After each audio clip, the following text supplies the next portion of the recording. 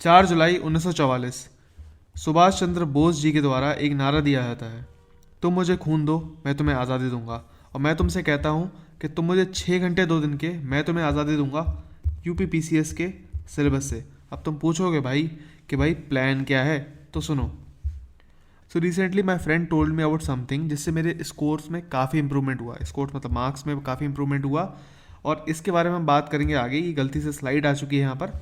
खैर, जो प्लान था उसके उस पर टिकते हैं। सो प्लान ये है कि अगले 100 दिन में, हमें नहीं पता यूपीपीसीएस का एग्जामिनेशन कब होगा, मार्केट में हवा चल रही है कि अप्रैल में हो सकता है, मार्केट में कुछ लोग कह रहे हैं जून जुलाई में होगा, मेरी भी प्रोडिक्शन यही है कि जून जुलाई में जा सकता है, क्योंकि मार्च के एंड में तो यूपीपीसीएस का मेंस होना है, तो there is a very less chance के प्रीलिम्स होगा। बट फिर भी मान लेते हैं कि प्रीलिम्स अप्रैल में कहीं पर होगा, तो हमें अगले 100 दिन में चीज़ें कवर करनी है। जनवरी हमारे पास है पूरा, फरवरी हमारे पास है पूरा, मार्च हमारे पास पूरा है, और कम से कम अप्रैल के जो मिड अप्रैल है पूरा सेगमेंट 15 अप्रैल तक का, वो हमारे पास समय है।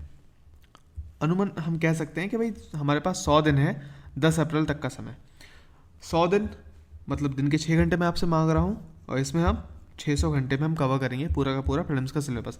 और इस चीज़ को हम इस तरीके से कवर करेंगे कि आज के बाद कभी भी प्रीलिम्स आएगा तो हमें डर नहीं होगा, and we will make sure कि हम कभी भी प्रीलिम्स दे दें, हमारा प्रीलिम्स निकल रहा है। सो एक प्रॉपर अप्रोच के साथ हम आगे बढ़ेंगे।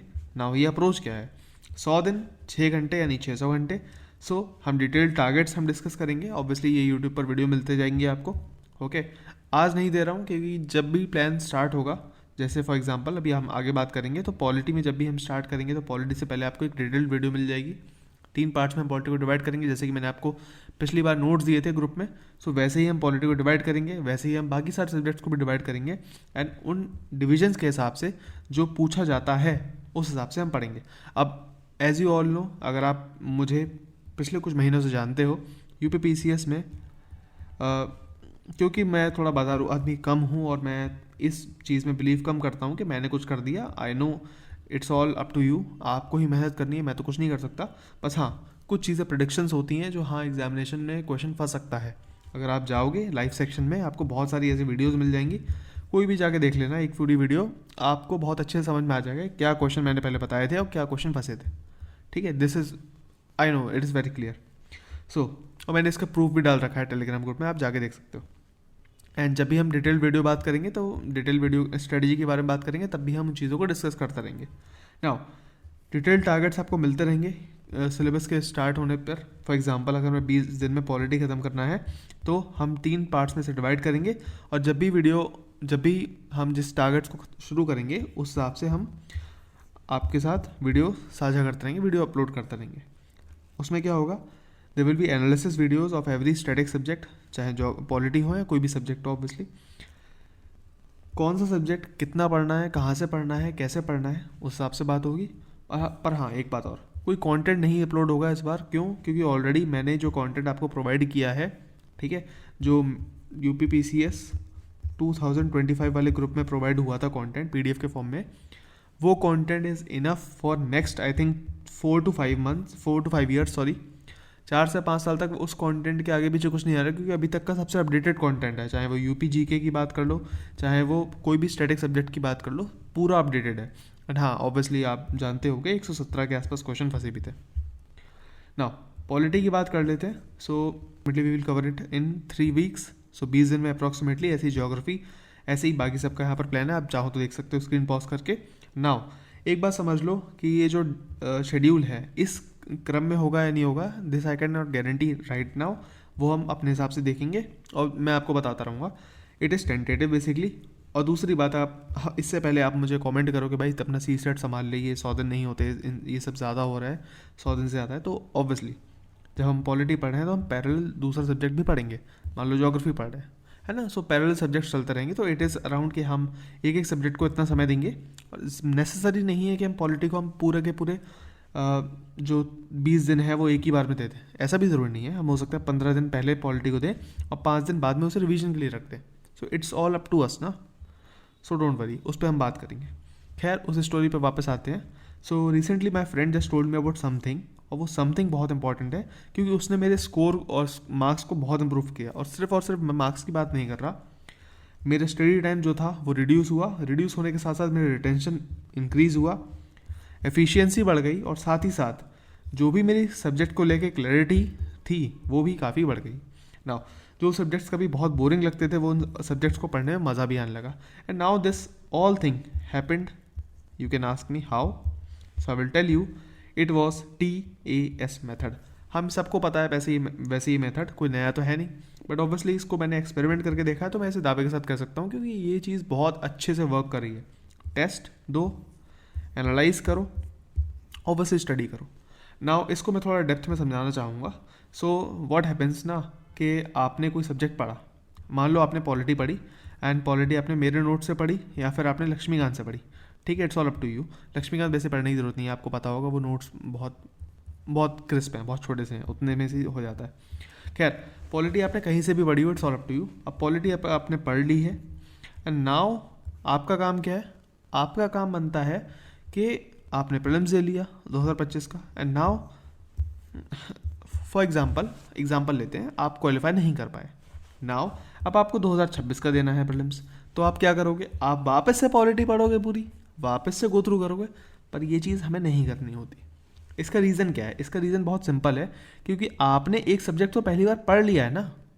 जस्ट सपोज करो, खुद से पूछो, जब मैंने कोई थ्योरी पढ़ ली है पहले से ही, तो मैं उसे टेस्ट करूँगा प्लस उसको एनालाइज करूँगा, यही तो करूँगा, है ना।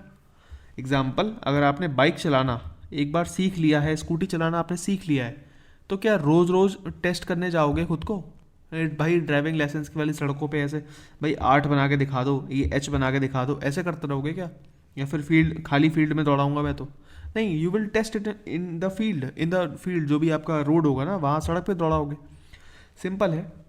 PYQs या फिर टेस्ट जो भी हैं उनको प्रैक्टिस करो।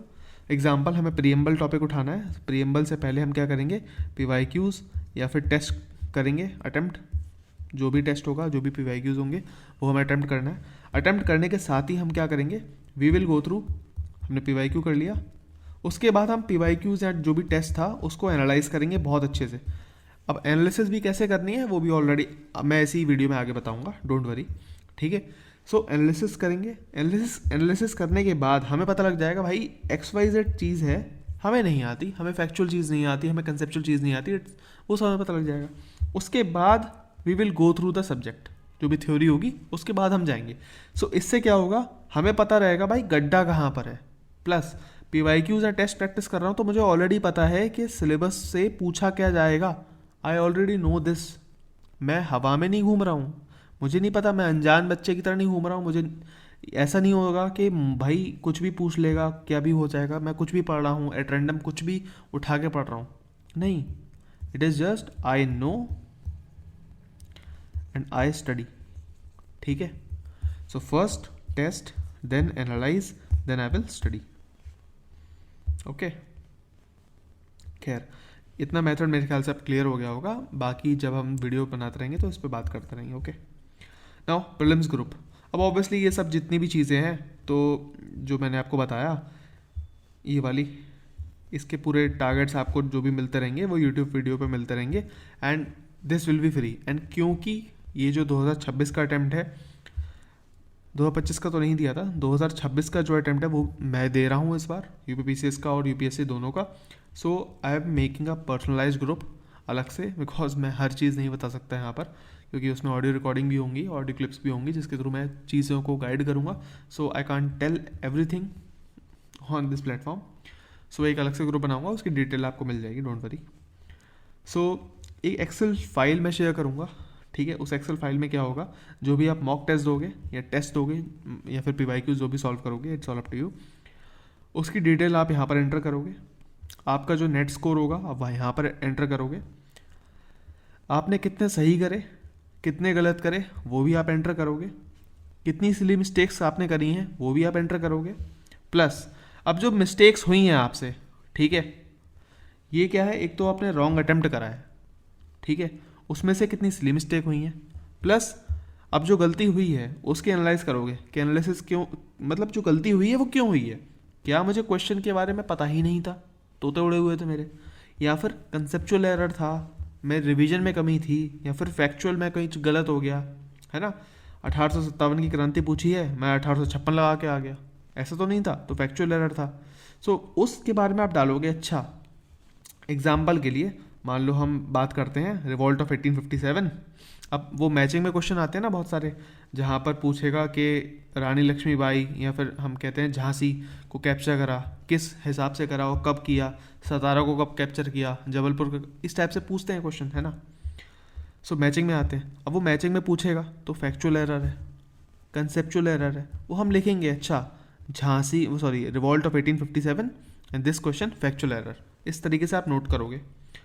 एंड नाउ जो भी आपने गैस वर्क करा है, अब क्वेश्चन में ऐसा होता है ना, आप तुक्के भी मारते हो, अब जो तुक्के मारे हैं उसमें से कितने सही हैं कितने गलत हैं वो भी आप यहाँ लिखोगे।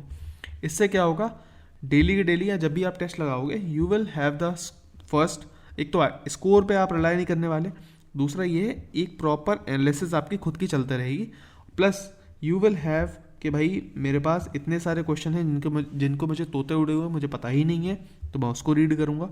कंसेप्ट मेरा क्लियर नहीं है तो मैं कंसेप्ट क्लियर करूँगा। रिवीजन में कमी हो रही है तो मैं एक दो बार जाकर रिवाइज कर लूँगा।